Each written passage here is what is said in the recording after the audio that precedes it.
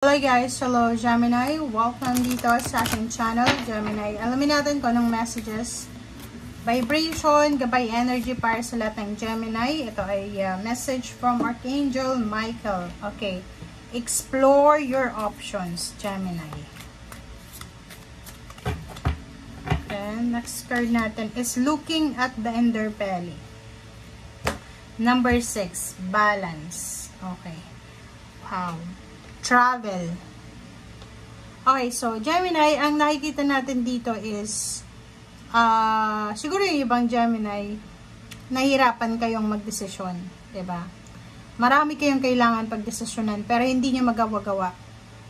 Dito sinasabi na explore your options. Dapat hindi ka dapat nagse-settle sa less. Hindi ka nagse-settle sa mga bagay-bagay, sitwasyon, relationship, lugar, pag-ibig na hindi naman para sa'yo or hindi ka masaya.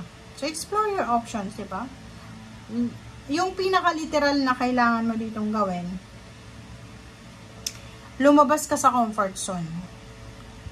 Kasi, pag nasa loob ka lang ng comfort zone mo, hindi mo makikita yung other options, other choices. Kasi pag nasa comfort zone ka, isa lang yung choice doon eh. Di ba? So, dito lumabas ka sa comfort zone mo. Okay? Second card mo dito sinasabi, be sure that you're using your time in the best possible manner. Diba? Yun, explore your option. Huwag mong sayangin yung buhay mo dyan sa lugar kung nasaan ka man sa ngayon. Sa relationship na yan, gamitin mo yung oras mo sa tama. So, i-organize mo yung sarili mo, yung project kung may tinatrabaho ka. And yun nga, huwag mong sayangin yung oras. Life is short. Time is gold. Okay? Gemini.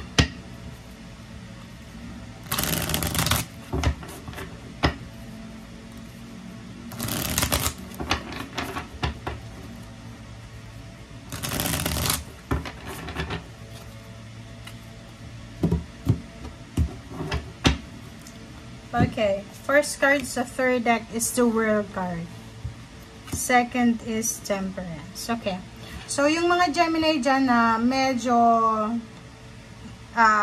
pagod na kayo sa paghihintay, medyo natatagalan kayo sa parang achievements nyo, or sa success, or sa manifestation. Kasi itong the world is completion eh. So, parang yung iba, estudyante, college student, hindi masyadong silang, parang malungkot sila kasi natatagalan sila sa progreso. Sa loob ng company, sa trabaho, natatagalan ka sa salary increase or sa pagtaas ng posisyon, parang gano'n. So, sinasabi sir dito ng Temperance na kailangan mong maghintay, kailangan matutunang magpasensya. Kung mapasensya ka na ngayon, gawin mo pa siyang doble or triple. Okay? Oh, 'di ba? So, kung makikita mo dito, meron sa inyo dito, Gemini, na nakakaramdam na kayo ng pagod. Sobrang pagod na kayo sa paghihintay. Marami sa inyo dito na medyo nawawala ng pag-asa kasi feeling nyo yung mga pangarap nyo sa buhay ay unti-unting nawawasak. Parang ganun. Relationship, pamilya, plano sa buhay, parang ganun. So, dito sinasabi sa'yo na pag pagod ka, magpahinga ka. Okay? Pag napapagod ka, magpahinga ka. Pag halimbawa, galit ka, ipahinga mo lang yan. Okay? Para makaiwas ka sa away. Dito sinasabi may Knight of Cups dito.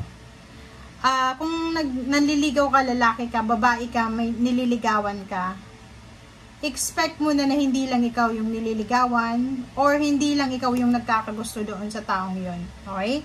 Kasi nakikita ko sa usaping relationship, posibleng makaranas ka ng selos. Okay? Pwedeng magselos ka o yung person mo magsiselos kasi may nagkakagusto sa'yo. Okay? Comment down below. Okay. But, nakikita ko, in the near future, diba? So, kung in a relationship ka ngayon, yung mga below 30 years old, pwedeng maka-resonate dito. Yung mga in a relationship pa lang walang asawa, walang live-in partner. Kita ko sa inyo dito na kung sino yung relationship nyo sa ngayon, hindi pa yan yung relationship nyo bukas. Parang ganun. yung emotion mo ay aapaw siya. Haapaw siya hindi dahil sa taong yan na kasama mo sa ngayon, kundi sa iba. Parang ganun. Okay? Six of Pentacles, and then Two of Wands. So, nakikita ko sa'yo dito, yun nga, if mag-explore ka talaga ng options mo, sa near future, sa mga susunod na taon, it's either 6 months from now, 6 weeks, 6 years, yung pinakamatagal, nakikita ko sa'yo dito na magiging sobrang balance yung pera mo. Siguro sa ngayon, nahirapan kang i-manage, minsan walang pera, zero balance, minsan meron, minsan wala, parang gano'n. So, medyo unstable siya, imbalance.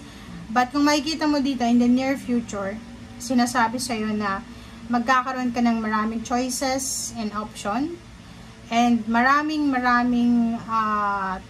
tao ang posibleng matutulungan mo, and matutulungan ka rin. Okay? Sorry. Three of Pentacles. Okay. So, nakikita ko sa'yo dito, collaboration to. So, yung mga Gemini na may mga planong pagninegosyo dati, o may negosyo kayo dati tapos tinigil nyo dahil sa pandemic, or siguro tinigil nyo dahil nawalan kayo ng interest or capital or focus, nakikita ko sa'yo ngayon na mapag-iisipan mo na ituloy ito. Yung mga business ideas mo. Yung iba din, pwedeng magkita ulit kayo ng iyong dating katrabaho, yung dating pinautang mo or dating inutangan mo. So, pwedeng mag-met ulit kayo. Okay, Hierophants, mentor to eh. And the Moon. So, meron ditong Gemini, pwedeng in a relationship ka, but medyo takot ka sa commitment. Parang ganun. Merong Gemini dito na, ano lang, may girlfriend or boyfriend, pero pag pinag-uusapan na yung kasal, natatakot sila. And yung iba sa inyo dyan, natatakot kayo para sa future nyo. Iniisip nyo, ano bang future yung naghihintay para sa akin? Okay? And last card natin is Justice. It's good karma. So, sinasabi dyan sa'yo ng barahan na you will receive your karma. Depende sa kung ano yung ginawa mo sa nakaraan. Okay? It's either contract signing, new place of work, pwedeng yung good karma to eh. New relationship, freedom, parang ganon. So, kung ano man to na justice energy na posibleng darating sa'yo, depende yon sa inyo kung ano yung ginawa nyo sa past. Kasi yung result ng past is yung present natin. Okay? So, yan ang nakikita ko sa inyo dito, guys. Maraming salamat doon sa mga Gemini na patuloy na nanonood dito sa aking channel. Thank you, and see you again. Bye!